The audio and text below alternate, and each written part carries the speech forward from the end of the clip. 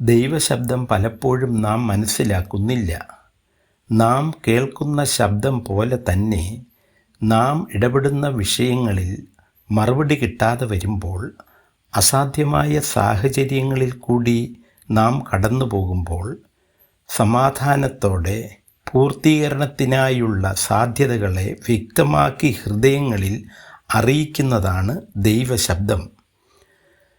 നാം പ്രതിനിധീകരിക്കുന്ന വിഷയങ്ങളിൽ ശ്രദ്ധയോടെ നീങ്ങുമ്പോൾ മാത്രമേ ദൈവശബ്ദം കേൾക്കുവാനായി കഴിയുകയുള്ളൂ. വാഹനങ്ങളുടെ മിററുകളിൽ രേഖപ്പെടുത്തിയിരിക്കുന്നത് കണ്ണാടിയിൽ പ്രതിഫലിക്കുന്ന വസ്തുക്കൾ അല്ലെങ്കിൽ വാഹനങ്ങൾ നാം കാണുന്നതിനും അടുത്താണ് എന്നാണ്.